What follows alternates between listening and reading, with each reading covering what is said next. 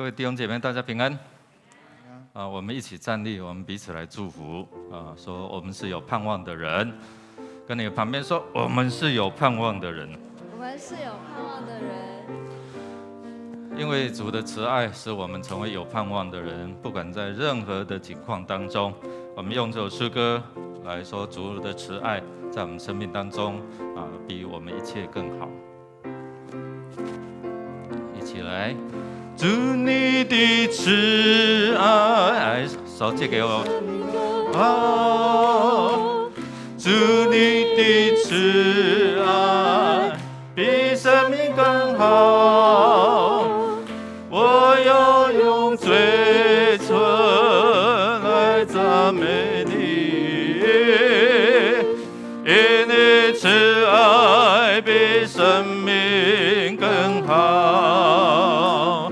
主你的慈爱比生命更好，主你的慈爱比生命更好，我要用嘴唇来赞美你，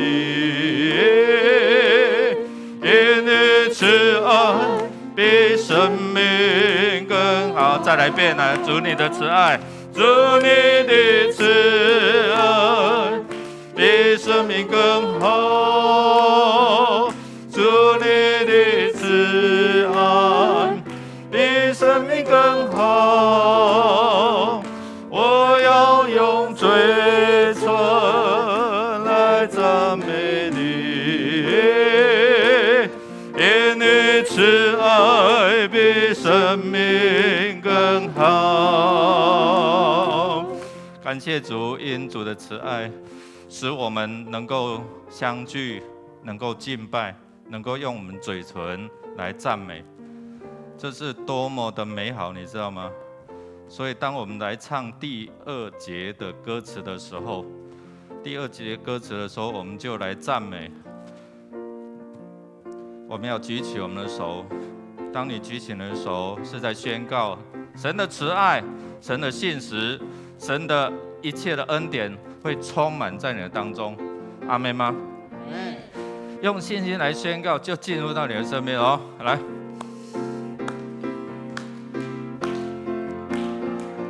我要奉你名来举起我手，我要奉你名来举起我手，我要用嘴唇来赞美你，要奉你名来举起我手，我要奉你的名，我要奉你名，一起来宣告，我要举起我手，我要奉你名来举起我手，我要用嘴唇来赞美你，要奉你名来举起我手。感谢赞美主哦，让我们能够举起我们手来敬拜，来赞美他。我们要献上我们的感恩，我们要宣告他的信实就在我们当中。我们一起用主的话一起来宣告说，主啊，我要在万民中称谢你，在列邦中歌颂你，因为你的慈爱高及诸天，你的诚实达到穹苍。神啊，愿你崇高过于诸天，愿你的荣耀高过全地。所以你们要彼此认罪，互相代求，使你们可以得医治。一人祈祷所发的力量是大有功效的。我们要感谢赞美这位慈爱的主，他的慈爱高及诸天。我们要赞美他，因他的诚实，他的信实直到万代，达到穹苍。他是至高的神，除了他之外别无拯救。他的荣耀要高过全地。弟兄姐妹，这是我们要赞美的。哇，这位神是怎样的，无所不能，所以我们才信靠他，才有盼望。我们要承认我们的罪哦，彼此认罪。刚才的经文说，彼此认罪，互相代求的时候就被赦免，然后呢，医治就在我们当中。我们开口同声来祷告，弟兄姐妹，开口为你自己来祷告，来赞美神，来为我们的亲人来代表他们来赞美，他们可能没有办法开口的时候，我们代表他们来赞美。哈利路亚！开你的口，弟兄姐妹让你的话语能够宣告出来。哈利路亚！主，我们感谢赞美你，你的慈爱直到永远，你的信实直到万代。主啊，你的全能高过诸天，你的荣耀彰显在全地。主啊，我们感谢赞美你，因为没有一位神能够拯救我们，没有一位神能够给我们盼望，只有你，只有你。主，我们感谢赞美，因你的慈爱为我们来献上在十字架上牺牲，流出宝血洗净我们的罪。主，我们感谢赞美，因你的慈爱，使我们坦然无惧来到你的圣面前，为要得着你的怜悯。谢谢主，谢谢主，因着我们同心合的祷告敬拜，你就在这里与我们同在，彰显你的慈爱，向我们来显明。天父上帝，我们感谢赞美你，你是慈爱信实公义的主，你的慈爱直到万代，你的信实在我们当中，让我们能够瞻仰，让我们能够领受。感谢我们的主耶稣，你在十字架上牺牲，流出宝血，洗净我们的罪。所以面对死亡，面对亲人的离世的过程当中，我们会哀伤，但是我们不过头，因为我们知道我们是有盼望的，我们有一天要在天上再相见。谢谢主，让我们因着信有盼望，让我们因着信知道所要走的道路。谢谢主，让我们在面对我们软弱亏欠的时候，因为耶稣基督胜过死亡的权势，胜过一切的软弱，所以成为我们的依靠，成为我们的帮助。祷告靠耶稣基督得胜的名，阿们。弟兄姐妹请坐。我们要为着身心灵的医治，我们来宣告主的话，一起宣告说：耶和华我的力量啊，我爱你。耶和华是我的岩石，我的山寨，我的救主，我的神，我的磐石，我所投靠的。他是我的盾牌，是拯救我的脚，是我的高台。好多我的，对不对？不是只有诗人的，这是诗人他宣告了。弟兄姐妹，你有没有宣告？你是我的主，你是我的岩石、山寨、救主，还有呢，投靠。无依无靠的时候，他是我们投靠；面对困境的时候，他是我们的拯救，他是我们的高台。我们要为着我们这些的需要来代祷。天气的变化真的让我们捉摸不定，对不对？一差就差了十几度哦。弟兄姐妹，我们看到在这个清明时节，怎样雨纷纷哦。过去如果没有盼望的人，路上行人就欲断魂哦。但是我们是有盼望的人，所以我们带着追思，带着思念，然后带着有盼望的未来，来到主的面前。我们特别为了我们自己，如果你在这几方面有需要，你可以站立起来。我们一起来祷告，一起来经历神的供应、神的医治、神的同在你的当中。如果你有需要，你就站立起来，或者坐着，我们一起来祷告，宣告主是我的主，我灵的主，思想、情感、意志、身体的主。也为着你的亲人来祷告，我们开口同声来祷告。哈利路亚！主，我们奉你名来到你的圣宝座面前。主，我们要宣告你是我们主，我们的好处不在你以外。主啊，你是我们的医治者，你是我们的供应者，你是我们抚慰在忧伤、在重担、劳苦当中的主。谢谢耶稣，你来就是要叫我们得生命，并且得得更丰盛。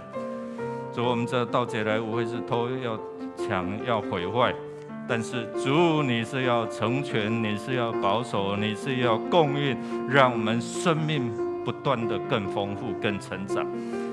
谢谢主，我们奉你名求你医治的大能，特别是在病痛当中，不管是我们自己或者是亲人，我们奉你名医治的大能，从你的施恩宝座现在就赐下来，赐下你的自由，你的灵在哪里，哪里就得着自由。当弟兄姐妹开口向你呼求的时候，主，你医治的大能就充满在他们身上。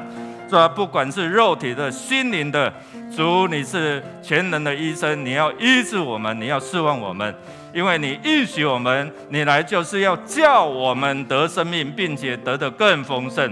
我们知道盗贼来无非是要偷、要抢、要毁坏，但是你来就是要保全我们生命，恢复我们的荣耀，恢复我们在神的恩典。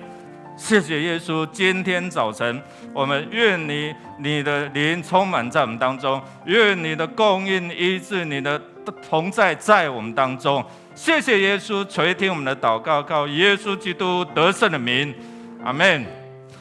弟兄姐妹，我们要特别为了主日来守望。我们祷告，天气真的很冷，弟兄姐妹可能就会，哎呀，今天要不要来？就在那边挣扎。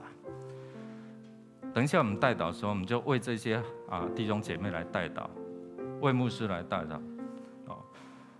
为牧师所要传讲的，能够从圣经的话语、圣灵的感动提醒我们。我们宣告主的话，一起来说：我要以感谢为祭献给你，又要求告耶和华的名。我要在他众民面前，在耶和华殿的院内，在耶路撒冷当中，向耶和华还我的愿。你们要赞美耶和华，我们要赞美耶和华，我们要还愿，我们要成为一个代祷者。我们在祷告当中求神的医治、供应、赐福同在，他的话语带来安慰他的话语带来给我们盼望。所以让我们跟神之间有美好的关系。今天我们在家会主了吗？我们有领受神的话语灵修了吗？今天我们本日全教会一起来追思这些过往的亲人，求上帝的平安、爱、安慰与弟兄姐妹同在。特别是最近失去亲人的，他们的哀伤还是在他们心里面不舍。但是上帝的话语可以抚平我们，上帝的话语给我们安慰，因为我们知道有未来。特别为了49号，我们教会的49号，还有隔壁33号的装修工程，我们从这个月开始就要进行这样的一个装修。可能在这边1-2个月的不便当中，求神帮助我们，也能够看见神在这个教会的心意。透过硬体的装修，弟兄姐妹，我们要预备我们软体硬体、软体要配合所以为了志工队，我们代祷。因为最近有一些慕道友来上课，可能他的情绪上有一些的影响。牧师花了2个小时跟他谈，了解他内在有好多的这些伤痛。牧师带他祷告，牧师也跟他讲说，遵守这边的纪律好吗？但是我们的志工还是会担心。但是我看到是这个灵魂的得救的需要。弟兄姐妹，我们真的为这样的祷告，牧师在处理这些事情，真的是好多要处理的所以要为牧师，为这些同工也来，2边都来跟我 complain 了。但是神给我看到的是这个灵魂的需要。当我在跟他谈的时候、聊的时候，一个跟我同年大男生眼泪掉下来。当我们不了解的时候，我们可能会认为他们是问题，但是当我们知道他们内在的需求的时候，神不是这样看顾我们吗？神不是这样看我们每一个人都是重要的吗？我们不是有忧伤、有烦恼，甚至我们没有办法控制的吗？教会要做什么？所以真的为这些志工队来祷告，他们会担心，我知道。但是求神给他们有刚强壮胆，看到的是神的眼光。我们特别为每一个志工来祷告，求主来帮助，透过他们愿意摆上献上当作活祭。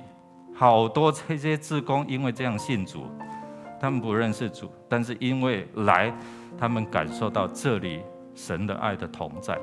我邀请大家一起站立，一起站立，我们一起来祷告，一起来守望，一起来为了主来守望。哈利路亚！主，我们感谢赞美你。主啊，你看到那困苦流离如同羊没有牧人，你就怜悯我们。主啊，我们看到只是我们自己，我们知道我们会恐惧，我们知道我们的软弱，我们知道这个环境所带来的一些的框架跟限制。求神帮助我们，如同你为着我们付上了代价，如同你告诫这一些可能遵守律法的人，要看你眼光所看的，怜悯你所怜悯的。主啊，我们奉你名，我来宣告，神你就在这里，你的同在带来了医治，带来了勇气，带来了看见这一些人的需要。主啊，你的教会的使命不是要使人亲近你吗？谢谢主再一次光照我们，可能我们会付上一些的代价，但是求神真的是柔软我们的心，求神给我们看见你所要的。谢谢耶稣，让我们在今天早晨的敬拜，在赞美敬拜的过程当中，主你的宝座现在就彰显设立在这里，让我们透过全心全人的敬拜，你的灵就与我们同在。谢谢主，我们也要一同用主祷文一起来祷告说：我们在天上的父，愿人都尊你的名为圣。愿你的国降临，愿你的旨意行在地上，如同行在天上。我们日用的饮食，今日赐给我们，免我们的债，如同我们免了人的债，不叫我们遇见试探，救我们脱离凶恶。因为国度、权柄、荣耀，全是你的，直到永远。阿们。但愿使人有盼望的神，因信将诸般的喜乐、平安充满你们的心，使你们借着圣灵的大能，大有盼望。哈利路亚！我们一起来赞美神，我们一起来拍手。有一位真神，有一位真神，他名字叫耶稣，他来到这世界上，为要救赎你。阿们。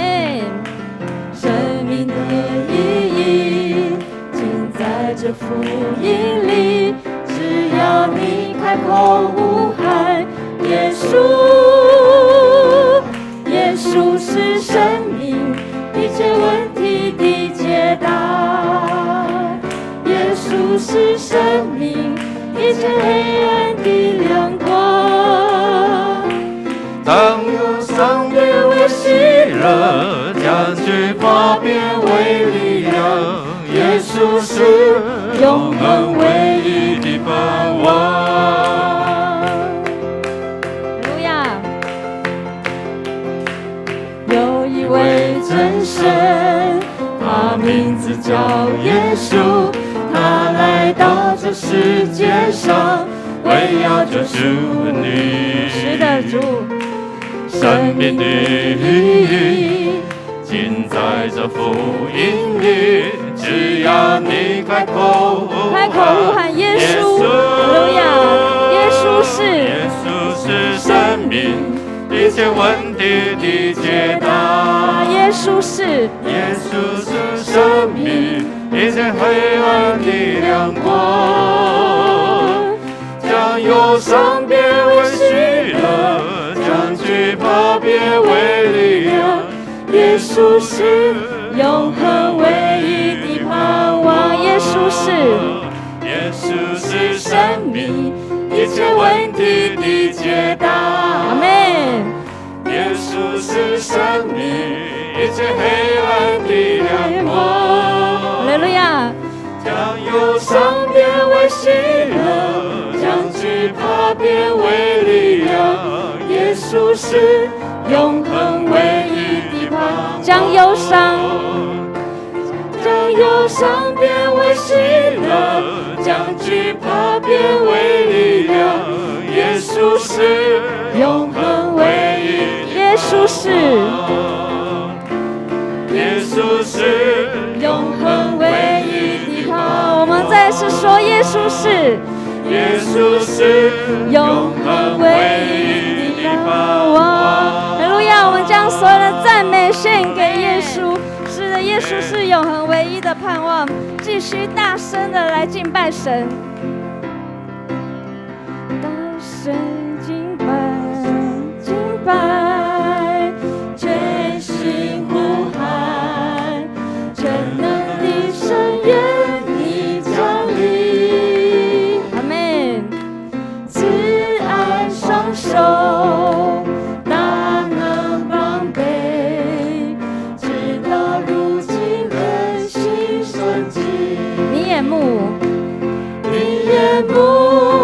必看顾着你，眷顾你的儿女，你必走所应许的成就。是的，主，是的，你眼目必看顾着你，聆听我们声音，祷告盼望，荣耀复兴降临。接下来大声敬拜，大声敬拜，全心呼喊，真能是神愿你降临。是的，主，愿你降临。慈爱双手，大能帮陪，直到如今人心神迹。是的，主，你的眼目必看顾这地，必看顾着你，眷顾你的儿女，一起走所应许的成就。你眼目必看顾着你，聆听我们声音，祷告盼望，荣耀复兴降临。你眼目必看顾着你，眷顾你的儿女，你必走所应许的成就。你眼目必看顾着你，聆听我们声音，祷告盼望，荣耀复兴降临。使我们得饱足，使我们的饱足，心就很有满意。你的意要是扶着你，哈利路亚，遵行你的旨意，谦卑会走向你，我们的意要跟随你。使我们得饱足，使我们的饱足，心就很有满意。你的意要是的，主，你要赐福这地，遵行你的旨意，谦卑会走向你，我们的意要跟随你。是的，哈利路亚，你眼目必看顾着你，眷顾你的儿女，你必走所应许的成就。哈利路亚，你眼目必看顾着你，聆听我们声音，祷告盼望，荣耀复兴降临。祷告盼望，祷告盼望，荣耀复兴降临。是的，主，你是荣耀的君王。我们在呼喊你的名字的时候，你就来到我们中间。我们要敬拜你，我们要赞美你，我们要更多的呼喊你的名字。哈利路亚，主，是的，各位弟兄姐妹，请坐。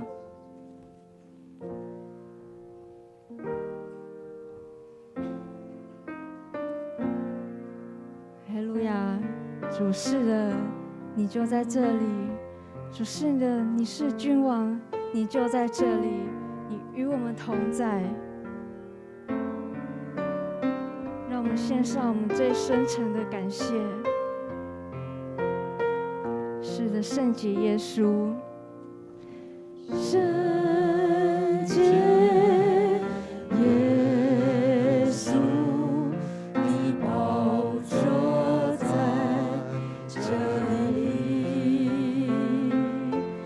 哈利路亚，你荣耀在。我们再一次说，圣洁耶稣。圣洁耶稣，你宝座在这里。是的，是的，主，哈利路亚，主，是的，你荣耀就在这里，主呀，是的，是的，主，是的，你荣耀在这里，君王就在这里。我们焕然献祭，拥戴你为王，荣耀都归于你。君王就在这里，大能彰显这地。和撒那归于至高神主耶稣。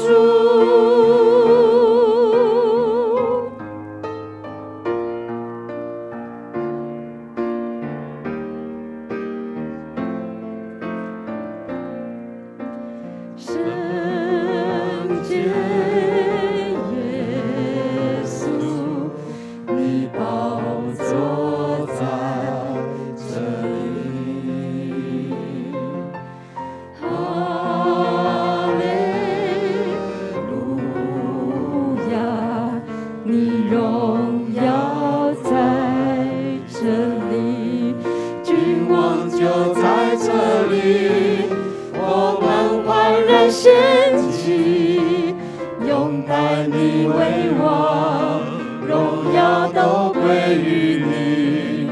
君王就在这里，大能彰显这地。和撒那归于至高神主耶稣，君王就在这里，我们焕然献祭。拥戴你为王，荣耀都归于你。君王就在这里，他能彰显这地。和撒那归于至高神主耶稣，更多更多来高举你的名。是的，主，我们要更多更多来呼喊你的名。主，是的，更多更多更多来承认你是主，直到那日我再见你的面。更多更多来高举你的名。主，是的，我们要高举你的名。主，是的，我们要来呼喊你的名。主，是的，是的，你是荣耀的君王。主的，是的，是的，更多更多来承认你是主，直到那日我再见你的面。更多更多，主，是的，更多，你是荣耀的君王。我们要呼喊你的名，呼喊你的名，你来到我们的中间，我们要敬拜你，我们要赞美你。是的，我们要更多更多的呼喊你的名。直到那日我再见你的面。君王就在这里，我们焕然献祭，拥戴你为王，荣耀都归于你。是的，君王就在这里，他能彰显这地。和撒那归至高神主耶稣，君王就在这里，献祭，拥戴你为王，荣耀都归于你。君王就在这里，大能彰显这里。和散那归至高神主耶稣，和散那归至高神主耶，再次来。和散那归至高神主耶稣。谢谢主，我们的君王，我们的耶稣，耶稣，上帝要拯救。耶稣，以马内利的神，是与我们同在的主。当我们在困苦，当我们在愁烦的时候，我们求神来帮助我们，知道你就在这里，你就与我们同在。你不离我们很远，你不丢弃我们。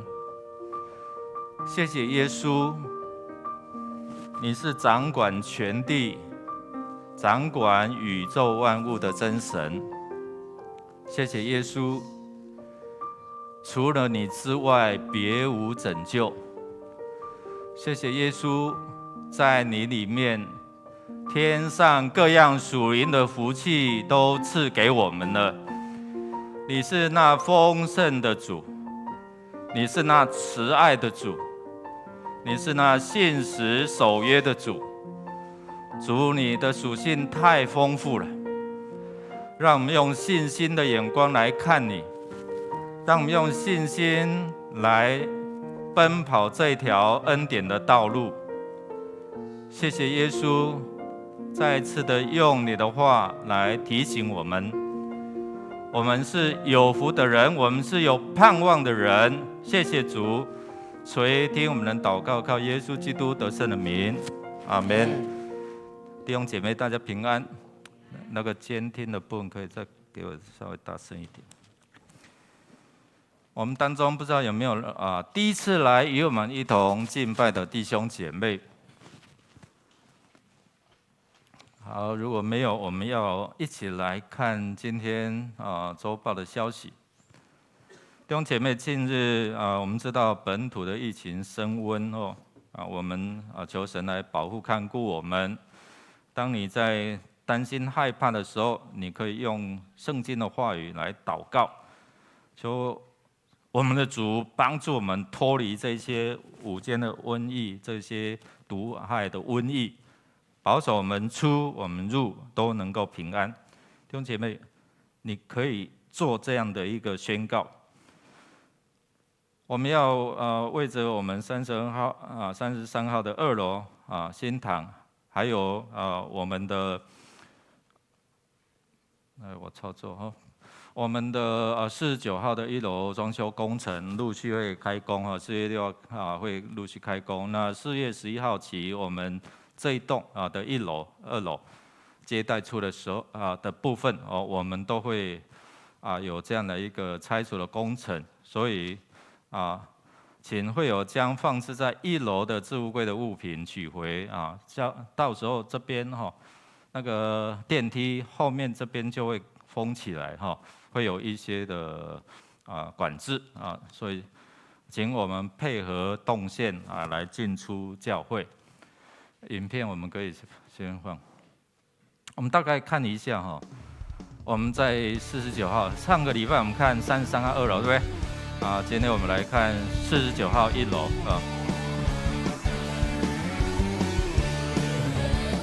这是大门进来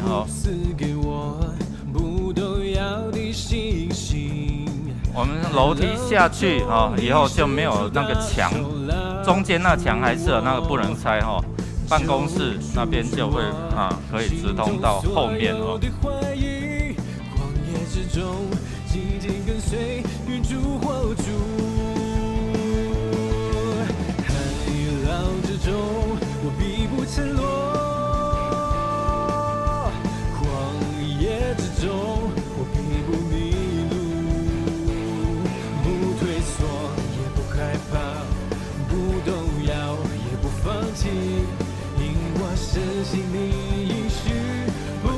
这右边是办公室，就会对调过来。困难之中，我仍然赞美；迷惑之中，我仍然祷告。行在水面的信心，刚强壮胆地前进。我的神必在前面为我征战。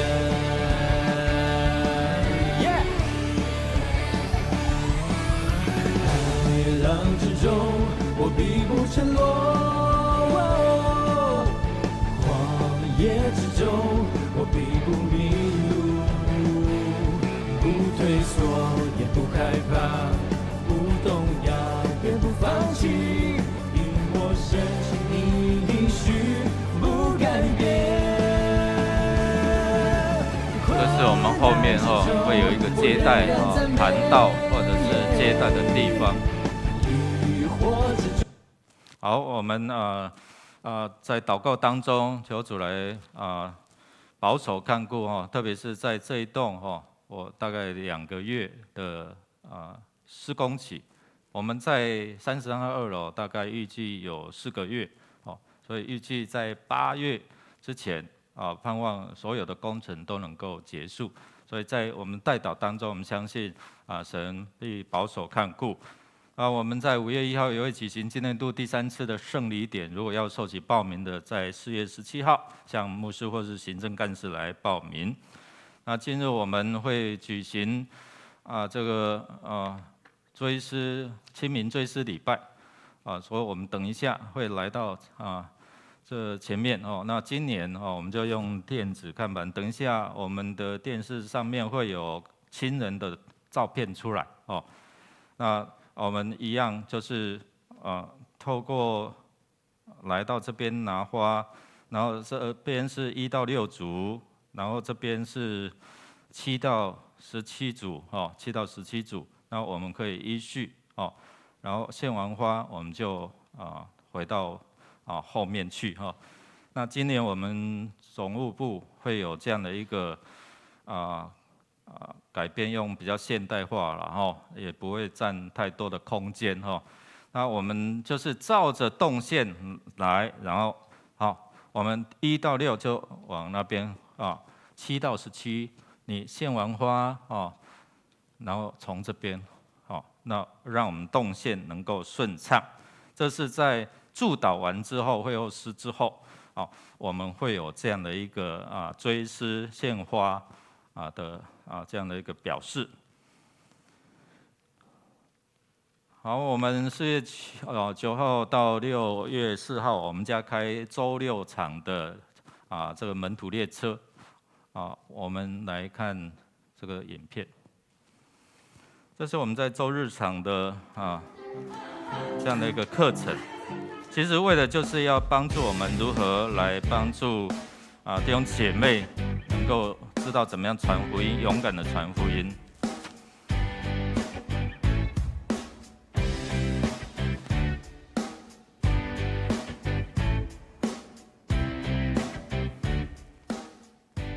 好，我们有加开青年的时段那如果我们其他弟兄姐妹想上的也可以报名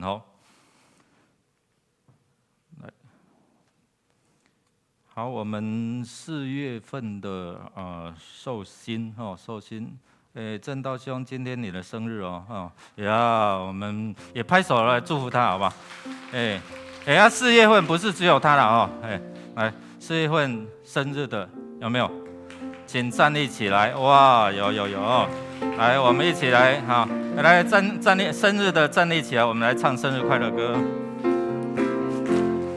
祝你生日快乐，祝你生日快乐，祝你生日快乐，祝你生日快 Happy birthday, Happy birthday to you, Happy birthday to you, Happy birthday to you, Happy birthday to you。拍手来祝福他们，我们一起来祷告，一起来祝福。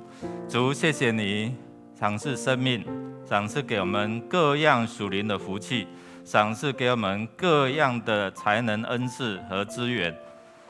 奉你的名来祝这些4月的弟兄姐妹，身心灵要健壮，用他们信心领受你的恩典，每一天充满在他们身上，让他们知道先求你的国和你的义，然后他们需求你天天加给他们。谢谢耶稣，因为你是乐意将这样的一个美物、美善的事物都赏赐给你的子民。愿你来赐福，愿你来保守。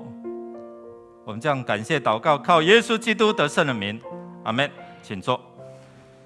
好，我们来读今天的金句，来读2遍，一起来。凡接待他的，就是信他名的人，他就是他们权柄做上帝的儿女。约翰福音1章12节，再一次，凡接待他的，就是信他名的人，他就是他们权柄做上帝的儿女。约翰福音1章12节，我们预备先来奉献。奉献是基督徒感恩的表现。弟兄姐妹，知道奉献是门户的管道吗？如果你知道，你就用信心来经历神的供应。我们一起用这首诗歌来表达对神的感恩。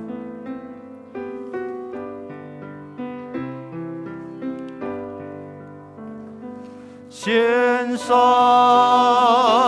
感恩的心归给至神全能神，因他赐下独生子主耶稣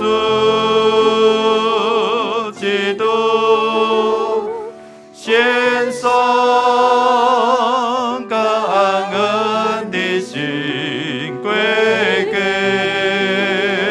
至神全能神，因他赐下独生子主耶稣基督，一起站立。如今软弱这一的刚强，贫穷这一臣服主，都因为主已成就了。他是再次来宣告说，如今软弱这一的刚强，贫穷这一臣服主，都因为主已成就了。他是感恩，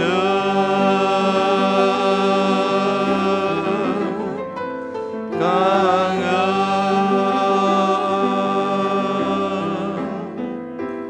感恩。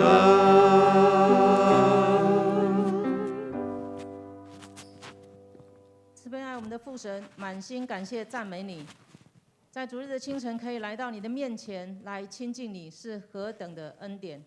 在今天清明追思主日，我们齐聚在你的面前来追念我们的亲人，来思念我们已离世的亲人和祖先。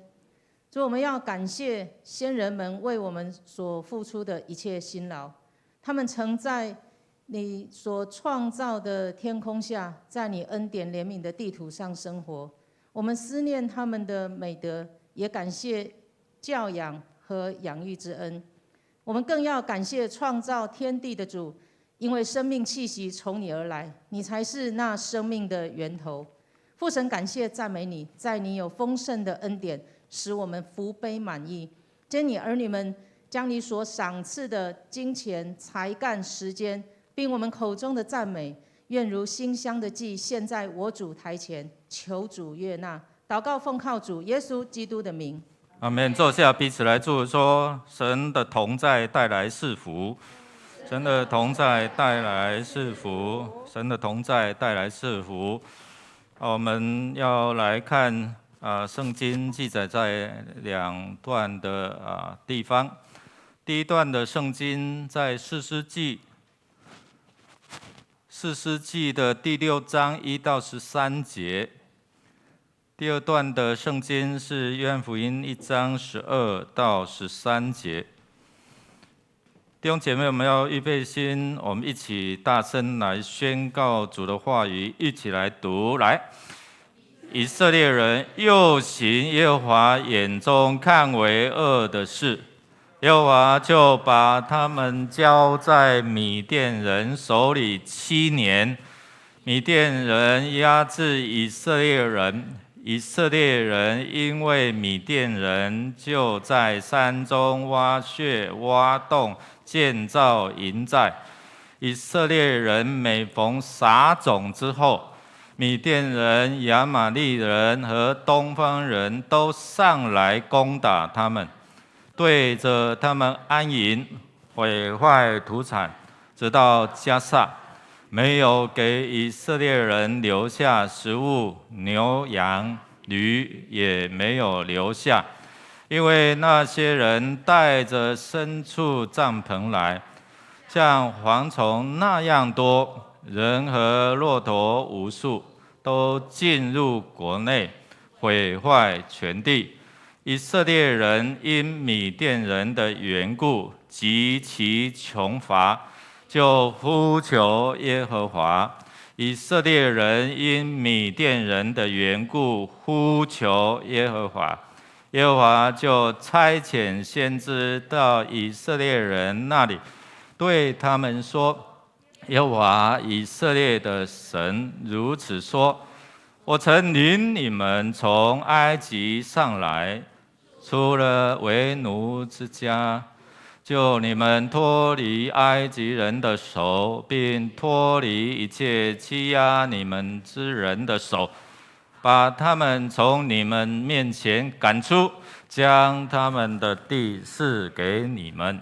又对你们说：我是耶和华你们的神，你们住在亚摩利人的地，不可敬畏他们的神。你们竟不听从我的话。耶和华的使者到了俄弗拉，坐在亚比谢族人约阿斯的橡树下。约阿斯的儿子基甸正在酒榨那里打麦子，为要防备米甸人。耶和华的使者向基甸显现，对他说：大能的勇士啊，耶和华与你同在。基甸说：主啊，耶和华若与我们同在，我们何至遭遇这一切事呢？我们的列祖不是向我们说，耶和华领我们从埃及上来吗？他那样奇妙的作为在哪里呢？现在他却丢弃我们，将我们交在米甸人手里。凡接待他的，就是信他名的人，他就是他们权柄，做神的儿女。这等人不是从血气生的，不是从情欲生的，也不是从人意生的，乃是从神生的。感谢赞美主，让我们透过这2段的经文，让我们知道我们是有盼望的，我们的人生是有盼望的。我们透过刚才那段的经文，我们看到好像对未来没有盼望，是不是？弟兄姐妹，我们思考一下，你现在的人生，你面对的日子是有盼望还是没有盼望？我们一起来祷告。主，你来是叫我们在劳苦重担当中能够得着平安，得着安息。所以我们面对我们的劳苦重担，我们可能对未来就失去了盼望。但是因为你来，因为你到我们生命当中，开启了我们信心的眼光，看见我们未来的盼望，透过你自己的话语提醒我们，透过先知责备以色列人的话语提醒我们，知道你的同在，但是我们竟感受不到你的同在，原因出在哪里？求圣灵来提醒我们，开我们的心窍，明白你的真理。真理必叫我们在劳苦重担当中、没有盼望当中得着自由，得着释放。祷告，靠耶稣基督得胜的名，阿们。弟兄姐妹，我们来思想一下，最近你去买什么东西，你会不会觉得好贵对不对？青年他们去退休会。王牧师就告诉我说：“牧师，到台北一个人100块，真的是不知道要买什么，对不对？”昨天我们去为着我们的林雅琴姐妹她在林口那边开了一个哈利路亚美食炸物中心我一进来哇，哈利路亚！她用这样的一个哈利路亚作为赞美神。然后作为他的店名然后有40块、50块了，哇，在这边看来，那个套餐有5、6、7、800块的套餐，好吧？有单点的，有套餐的但是你知道吗？那个是一个国际性的地方嘛，因为附近有3所大学嘛，对所以。在那边为他们来祝福，做一个开业的感恩礼拜我就告诉他们你们真的很有智慧。你知道他们一进来看到那个哈利路亚你知道哈是有2个口，你知道吗？哈有没有？所以会吃的比较多。感谢主但是我们知道你要花钱的时候，你要算一下了。尤其现在疫情的时代，对不对？你都家里都有煮嘛每天都有剖四菜但是我们有时候很忙的时候，你会怎么办？叫什么？叫熊猫来，对，叫Uber 对那个都要加费用，对不对？哇，这个跟你原来吃的东西是比较贵的所以涨你知道吗？万物都在涨那什么物品都在涨当然你期待什么？薪水要不要涨？要那今年台湾的公务员其实是好几年没有调了，对，卡恩长老，你们有调吗？有了有真的调吗？因为我们少辅员说牧师那个都讲假的，我们没有调到啦。所以我们看到3月30号的英国它的《金融时报》它报道说，美国各企业它在正紧急的在加薪。我们看国内好多的企业都在加薪，对吧？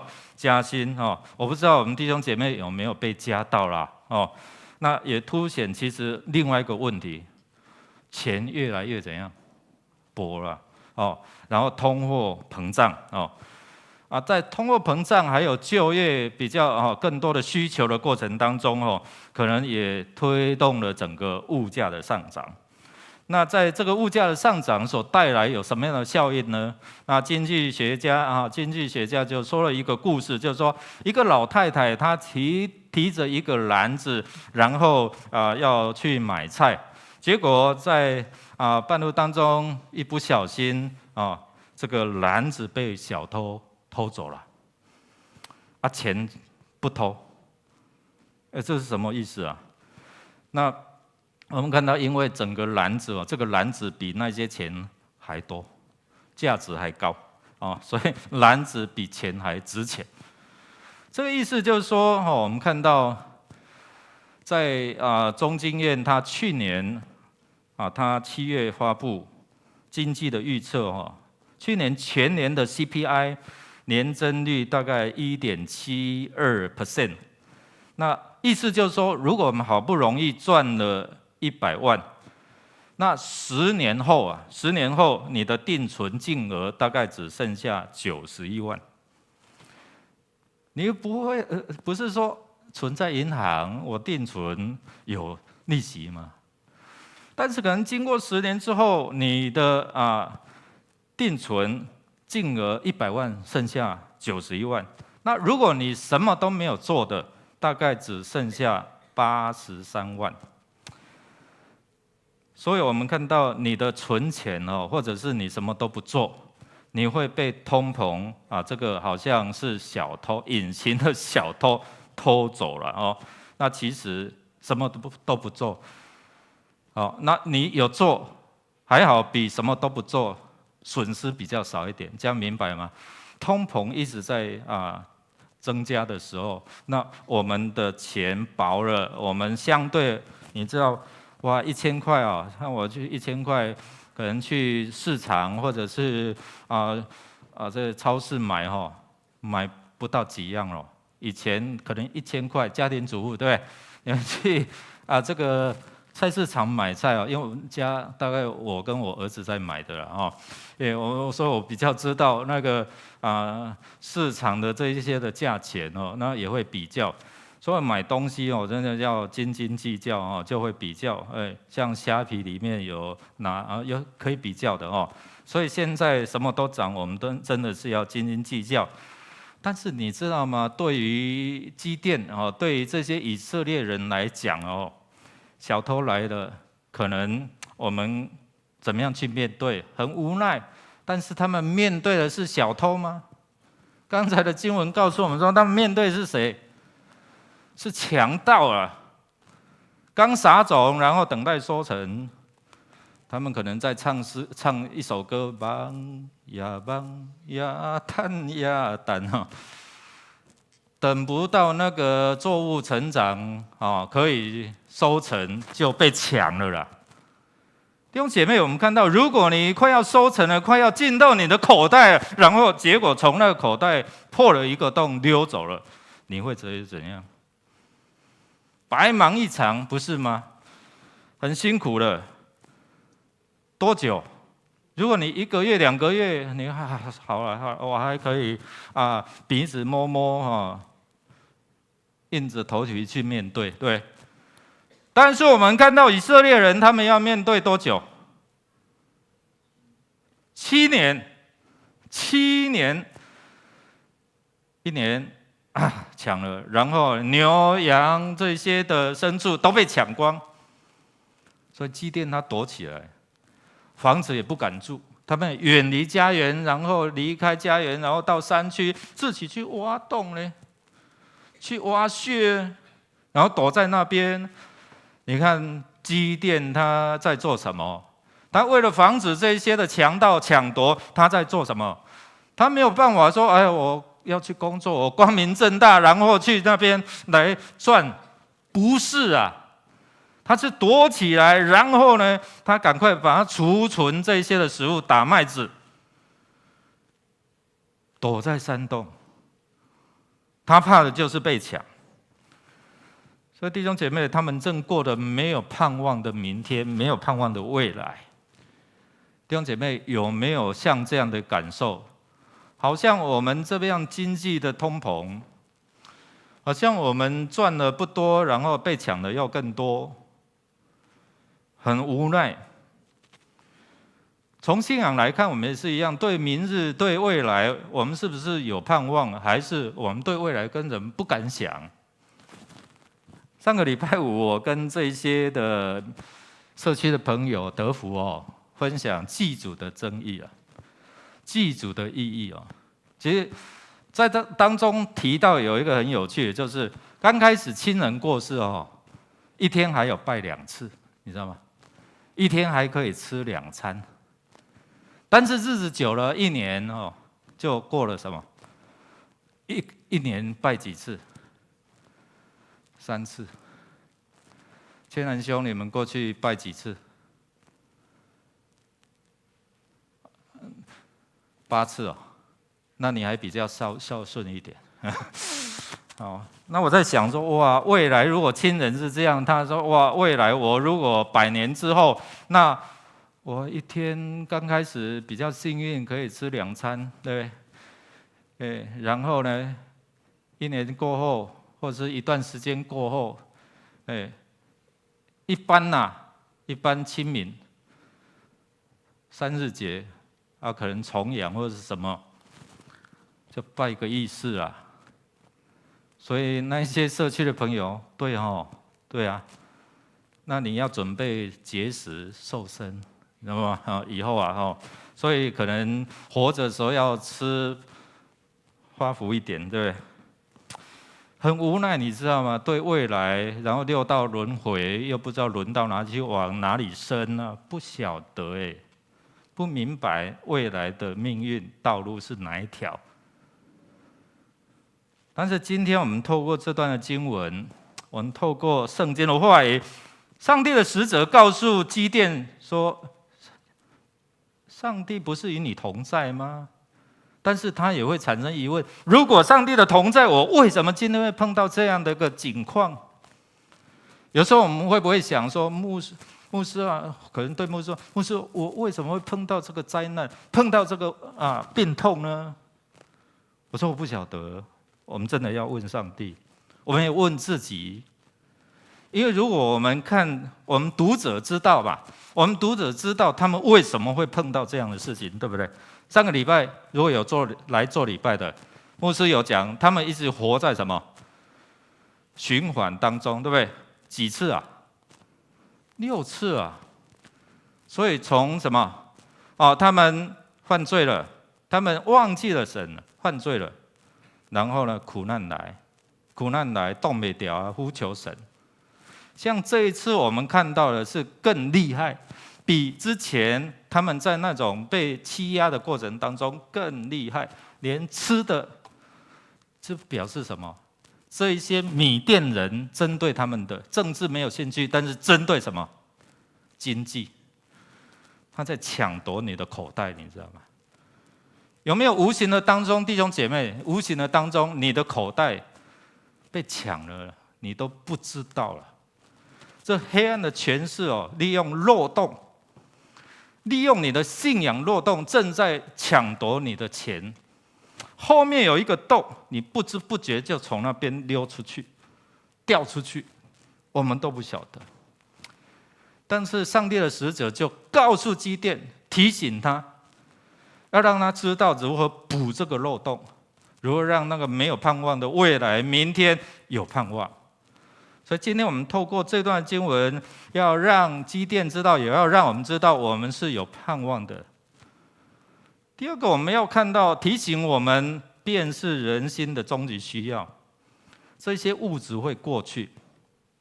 我礼拜5在跟这些社区的朋友在谈，我很注意到他们的眼神。他们的表情，虽然牧师在讲是谈笑风生，但是呢，我真的看到他们内在在思考，他们在思考未来，他们在思考祖先的问题。弟兄姐妹，如何帮助他们，让他们知道他们生命终极的需要是什么？今天你过的是无盼望的人生吗？没有盼望的未来吗？我的薪水就是这样，然后物价又一直涨，然后奇怪怎么入不敷出？但是我看到，好像今天的周报现在不要看了回去再看青年牧区的报告的部分有一个主知名，就是他没有把他的名字放上去，但是他谈到当纳的1/10他之前他没有那个信心他觉得他入不敷出了，收入没有办法满足他的支出那后来他自己在这样的一个经历尝试，圣经只有告诉我们说这里可以视上帝，对不对？马拉基书3章10节那个部分，只有这个地方可以视上帝。试试看，上帝会不会打开天上的府库，请福于你，甚至让你怎样无处可容呢？弟兄姐妹，你们都没有读到吗？我常常注意，常常读，然后常常注意有没有漏洞被漏掉。所以啊，这个年轻人他尝到了，那些收入物质收获，令我竟想不到的有余。感谢主，我们的上帝是给人足够恩典有余的神，阿们吗？阿们就要去做，你知道吗？阿们。弟兄姐妹，我们来看看哦，他们为什么会漏洞，会有这样的一个被欺压？来，我们来看哦，他们要想起了什么？他们想到什么？一个世代过了，对不对？一个世代过了，然后时间就冲淡了记忆。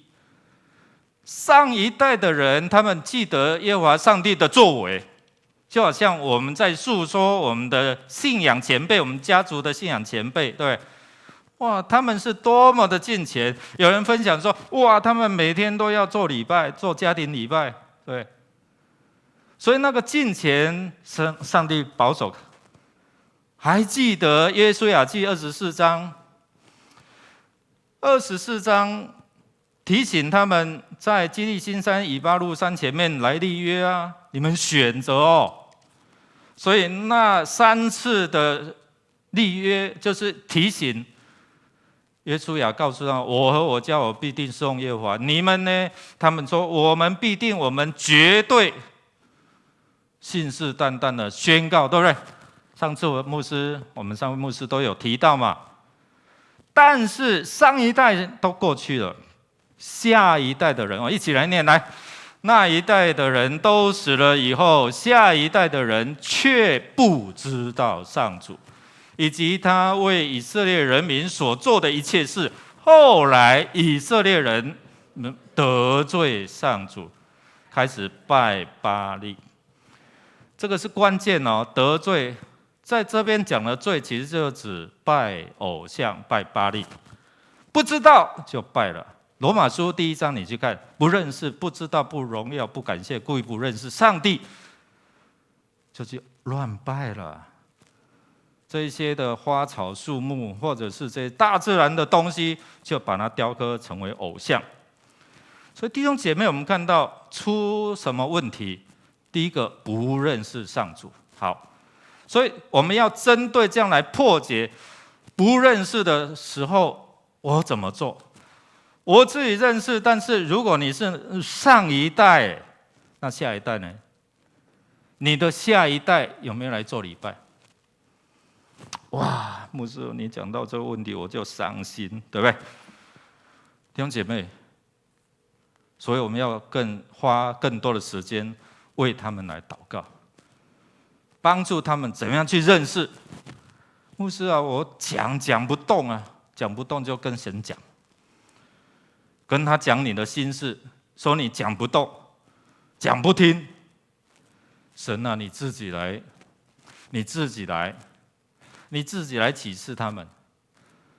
神如果自己启示的话，很快就记住了，但是有时候要付上代价。但是我们希望不要这样，好吗？所以要认识，因为认识带来什么祝福？认识神，才不会让他们所面对的困境、抢夺、7年困苦，然后害怕。你种的时候根本没有盼望，你在做这份工作的时候根本，没有未来。我们来读来。认识你独一的真神，并且认识你所差来的耶稣基督，这就是永生，永恒的生命。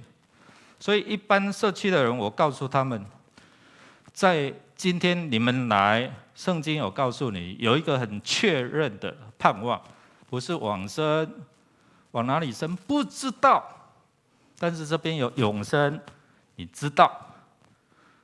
但是我告诉你们，你们怎么去得着？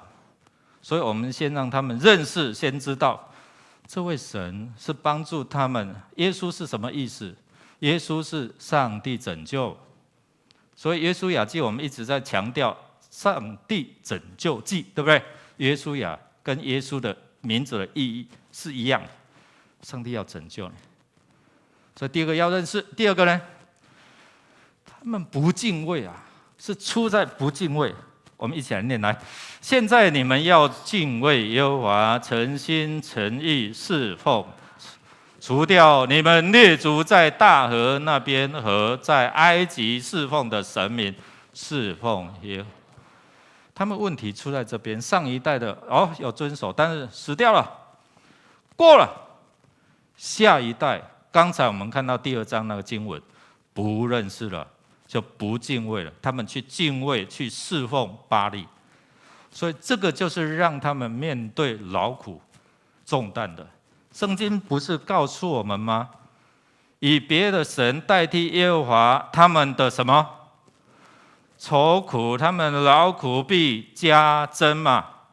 上帝的话都在提醒哦，所以没有上帝的话，不认识了，就自己去做了，就碰到问题了。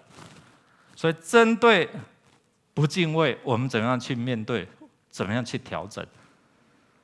好，我们的圣经告诉我们说，一起来，你们要敬畏我，上主你们的上帝。我就救你们脱离仇敌的手。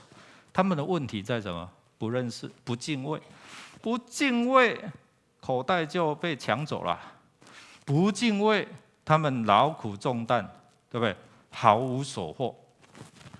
但是圣经告诉我们说，敬畏耶和华的是智慧的开端，它让你有智慧去创业，去创造你的未来。然后呢，敬畏上帝的人，无论大小，圣经告诉我们说，主必怎样赐福。好多的应许，但是我们知道吗？我们不知道，就不会有敬畏。所以去看，所以为什么推动读经，就是你要去看明白。好，所以敬畏就会脱离愁苦，敬畏就是脱离那些漏洞。敬畏就会帮助你蒙福，大小就要蒙福。第3个，他们的问题是在什么？不听从了。好，一起来念来。我对你们说，我是耶和华你们的上帝，你们住在亚摩利人的地，不可敬畏他们的神明，但你们却不听从我的话。这个是关键，是让他们7年，让他们种了。但是没有收，让他们养了，就是没有办法享受。弟兄姐妹，你有没有这个经验？你赚了，但是无福消受。赚了，哎呀，修一个车多少钱？生个病多少钱？有没有这个经验？我们恳求神来怜悯，怎么办？所以要听从。我们一起来看，来。上主你们的上帝会在他要赐给你们的土地上赐福给你们，如果你们听从他，谨慎遵行我今天给你们的一切命令，你们中间就不会有穷。哇！你觉得你穷吗？你知道你有一个富爸爸吗？阿们吗？奇怪，怎么都不是。但圣经告诉我们说，天上地下所有的都是在神的手中吗？那既然你知道你有一个富爸爸，你就大胆向他求啊。但是求的过程当中，他说你要听我的话嘛，你不听我的话，我就不给你啊，对不对？所以如果你们听从、遵守，这边有带有应许说什么？你们中间，这个现代翻译比较白话哦，你们中间就不会有穷人。那我们来思想一下，今天你自认为可能你贫穷了一点，出在什么问题？你就反问你自己：我有没有行？我有没有听从？弟兄姐妹，如果没有，我们赶快调整。就好像这位年轻人哦，很棒。我常常对年轻人，我在面谈，我一定提在奉献的问题。你要蒙福吗？我的孩子，我都要教他们：你有收入了，11，牧师不是标榜自己，牧师都超过10亿，所以我领受的很喜乐，你知道吗？那我把这样福告诉你们，让你们从贫困当中脱离。弟兄姐妹，神的话有供应。第二个，我们看到他们又想起了什么？被压制啊！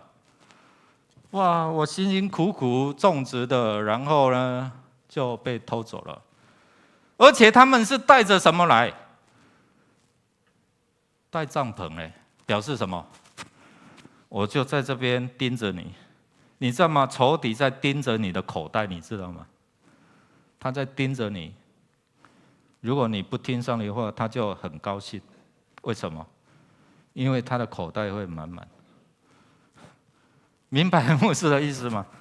他很喜欢魔鬼撒旦，很喜欢你就不听，你不要听上帝的话，他会很高兴，他会很富足，但是你会很贫穷。弟兄姐妹，我们要晓得哦，神要给我们的，他已经在耶稣基督里将天上各样属灵的福气，以弗所书不是告诉我们说已经给我们了吗？你拿得到吗？这就是关键哦。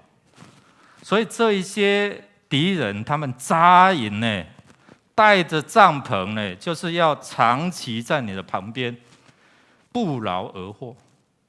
你种好你就种，无菜你在种，无菜你在谈，你知道吗？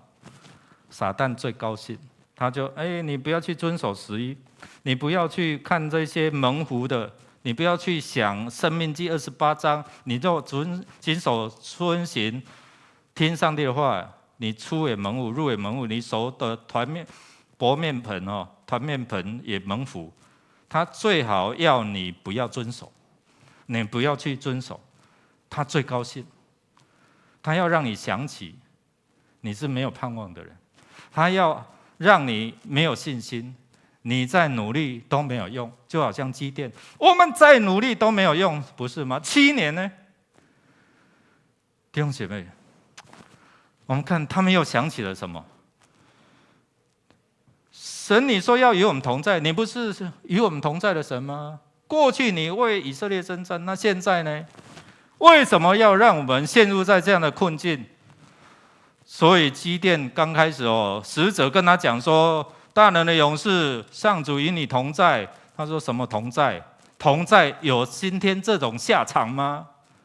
同在有这样的困境吗？”我们一起来读来：耶和华若与我们同在，我们何至遭遇这一切的事呢？他不明白。弟兄姐妹，你明白吗？你明不明白？反映一下。为什么？因为你有看圣经，对不对？你才知道整个来龙去脉。我们就知道他们因为拜偶像，所以碰到这些灾难。但是他们不明白。好，现在呢，你碰到困境了，你会问为什么呢？你明不明白？你可能不明白，我也不明白，不是吗？所以我们要求问神。当基甸在跟上帝的使者在 argue 在争论的时候，上帝的使者是告诉他，他已经先告诉他了，一起来，上主的天使在那里向他显现，对他说：“勇敢的壮士啊，上主与你同在。”然后他就讲了：“如果与我同在，我为什么会碰到这样的事情？”弟兄姐妹，你有没有想一下，碰到困境是你的问题吗？还是你像约伯一样？那我们就知道怎么祷告。如果是你的问题，我们就祷告神啊，除去我们的悖逆，除去我们的罪，求你来赦免我们。这个就是弟兄姐妹，我们面对苦难灾难的时候，我们反过来。这个青年他碰到入不敷出，但是他就想到上帝的话提醒他，所以他就试了。他有智慧来管理，神就让他有余。有盼望的人生是要提醒我们，有没有想起这位神曾经是你家族、你的亲人的神，曾经带领、拯救、帮助他们，今天是不是也成为你的我常常分享说，家人吃饭你不会饱，只有你自己吃你才会饱，对不对？救恩也是一样，这个没有传承的，它是传承上帝的话，但是你要自己信。上帝有囝无孙，对不对？听过吧？意思就是说，我们自己要跟他建立关系。好，所以想起了他们在回想什么？哇，这位上帝不是拯救我们，不是拯救我们的祖先出埃及，然后进入到迦南，他们过红海，过约旦河，他们如何攻打耶利哥，如何攻打爱城，在失败的困境当中，他们想起了上帝的话。为什么？不能拿就不能拿，不能做就不能做。但是有没有想起？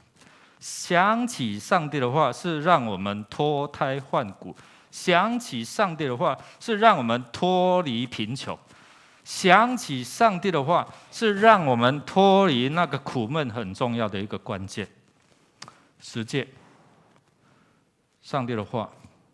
这边我们想他比较近的，就是想起约书亚在事件的橡树下，想起约书亚在那边事件立一个石头，如何把上帝的律法记在那边，想起了上帝一切的诫命。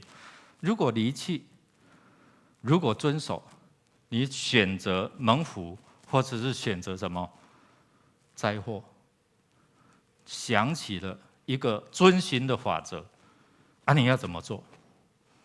过去上一代人这样做，所以他们这样有上帝的帮助嘞。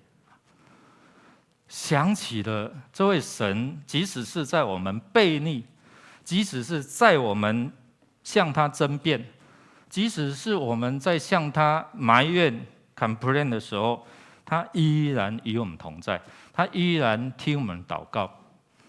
这一次不一样，再次提醒，因为他们犯的错误更多，然后呢，他们受的灾难更甚，所以上帝就先差派先知来告诉他们，提醒他们，他们所做的恶事，先责备，不是说，就像之前，你们求我就拯救了，这一次比较提醒他们你们的重点在哪？我跟你们讲，然后你们不听，所以在这边我们看到，重新回到上帝的面前，思想他守约施慈爱，他有这样的怜悯所以你就知道信了，知道我们上帝的性质了，所以你就呼求吧。以色列人就是这样，所以想起的时候，耶和华的使者告诉他：大能的勇士，我与你同在。我们来念下面这一段来。所以你知道耶和华你的上帝，他是上帝，是信实的上帝。他向爱他、守他诫命的人守约施慈爱，直到。所以表示你在这个范围之内呢，对不对？千代呢？那回到这样，回到敬畏神，回到爱神。这样的律法，这样的一个诫命，就告诉你，你原本是可以有盼望蒙福的人呢。为什么？好，所以我们上次看到这一段的历史好，直到耶稣基督，他应许说，一起来念来，必有童女怀孕生子，人要称他的名为以马内。你如果去看马太福音一开始他说，这是应验了先知所讲的话，应验了谁？以赛亚应验了弥迦，连地点、连名字都告诉我们了。透过一个脆弱、卑微的力量，竟然带来拯救、盼望。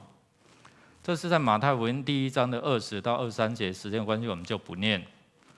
所以人称为以马内利，就是什么？上帝与我们同在。就好像上帝的使者告诉基甸说：“大能的勇士，上主与你同在。”不是讲假的，不是只有讲过去，现在他也要对你讲说：“以马内利，上帝与你同在。然而呢，我们一起来念来，凡接受他的，就是信他的人，他就是给他们特权做上帝的儿。这样的同在带来永恒的盼望，带来永生的祝福。弟兄姐妹，我们在传福音哦，不是跟他辩，而是让他知道说，你面对目前的境况，你面对未来没有盼望，我可以报给你一个好消息，我得着了。但是他会看你的生命表现哦。你相信这位神是使人有盼望的吗？如果你相信，当你面对愁苦劳烦的时候，你知道用上帝的话来祷告。刚才牧师也就告诉我，为什么我贫穷缺乏？从另外的经文我们来宣告。所以你要去看圣经。现在手机很方便，你打个敬畏，好多敬畏的经文就会出来。你使用这些利器来帮助你。罪打上去，哇，好多要提醒我们的，然后有应许要给我们的，然后你就去做，去宣告。不好的，奉主的名命令他离开；好的，主啊，我要大大张口领受你的恩典，因为你相信这位是使人有盼望的神。第二个听完之后走出去的是要活出来的，不是听完了讲道也是愁眉苦脸出去，没有盼望。我们追思我们会可能最近亲人过世，我们会比较哀伤，但是过了之后，我们相信，因为神的话来帮助我们，能够明白。弟兄姐妹，我们一起来唱这首诗歌，我们一起站立我们一起站立来唱这首诗歌。永恒唯一的盼望是谁？耶稣啊！耶稣是真理，道路是生命。有一位真神，他名字叫耶稣，他来到这世界上，为要救赎你。生命的意义尽在这福音里，只要你开口呼喊耶稣，耶稣，耶稣是生命，一切问题的解答。耶稣是生命，一切黑暗的亮光。当忧伤变为喜乐，当惧怕变为力量，耶稣是永恒唯一的盼望。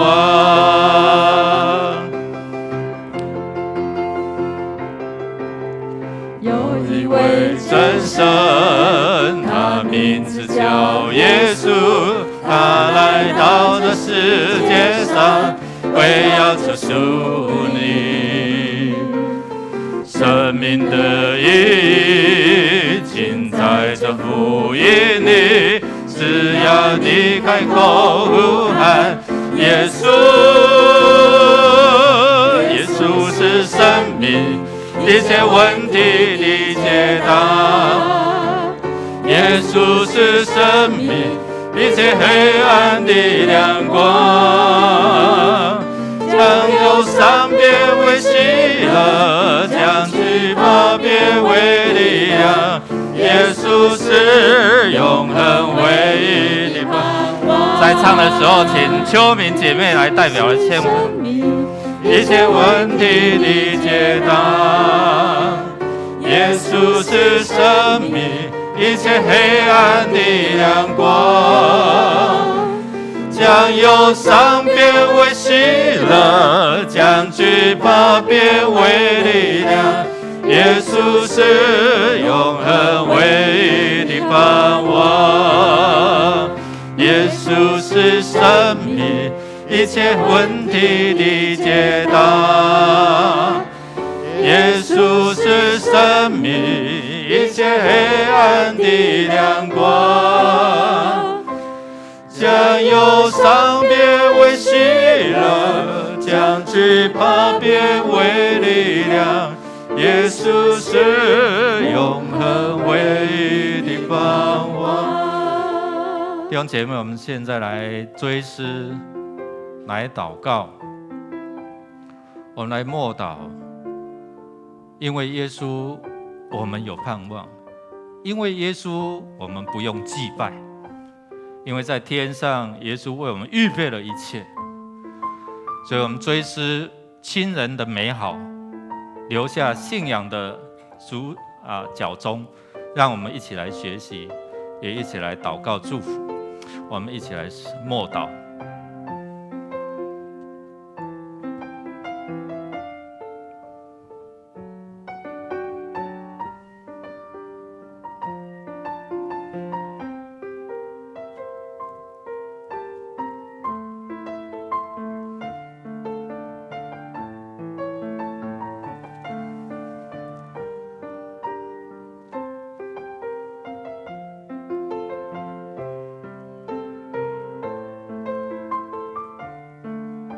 主，你是我们唯一的盼望，你是我们未来的依靠。谢谢主，我们要再次宣告，除了你之外，别无拯救。因为主，你使我们有盼望的人生，盼望的未来。谢谢主，除去我们的哀伤，赐给我们盼望信心的眼光，看见我们的未来。谢谢主，有一天我们要在天上跟我们亲人再相聚，一同来敬拜赞美你。